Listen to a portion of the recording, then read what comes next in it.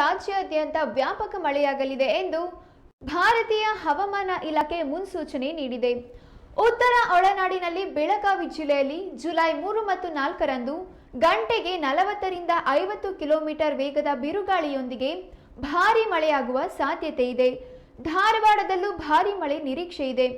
ಇನ್ನು ಬೀದರ್, ಬಾಗಲಕೋಟೆ, ಗದಗ, ಹಾವೇರಿ, ಕಲಬುರಗಿ, ಕೊಪ್ಪಳ, ರಾಯಚೂರು, ವಿಜಯಪುರ ಮತ್ತು ಯಾದಗಿರಿಯಲ್ಲಿ ಮುಂಗಾರು ಅವಧಿಯುದ್ದಕ್ಕೂ ಗಾಳಿ ಸಹಿತ ಹಗುರದಿಂದ ಸಾಧಾರಣ ಮಳೆಯಾಗುವ ಸಾಧ್ಯತೆ ಇದೆ.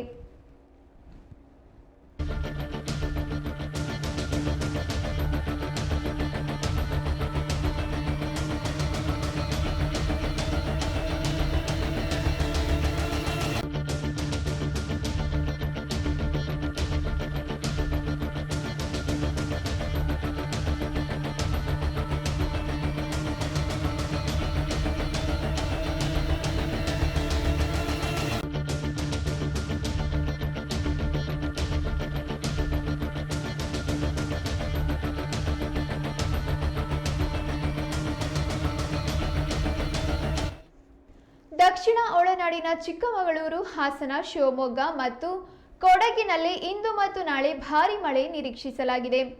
ಇತರ ಬಳ್ಳಾರಿ, ಬೆಂಗಳೂರು ನಗರ, ಬೆಂಗಳೂರು ಗ್ರಾಮಾಂತರ, ಚಾಮರಾಜನಗರ, ಚಿಕ್ಕಬಳ್ಳಾಪುರ, ಚಿತ್ರದುರ್ಗ, ದಾವಣಗೆರೆ, ಕೋಲಾರ, ಮಂಡ್ಯ, ಮೈಸೂರು, ರಾಮನಗರ, ತುಮಕೂರು ಮತ್ತು ವಿಜಯನಗರ ಸೇರಿದಂತೆ ಇತರ ಜಿಲ್ಲೆಗಳಲ್ಲಿ ಚದುರಿದಂತೆ ಸಾಧಾರಣ ಮಳೆಯಾಗಲಿದೆ. ಜುಲೈ 7ರಿಂದ ರಾಜ್ಯಾದ್ಯಂತ ಮಳೆಯ ತೀವ್ರತೆ ಕಡಿಮೆಯಾಗುವ ನಿರೀಕ್ಷೆ ಇದೆ.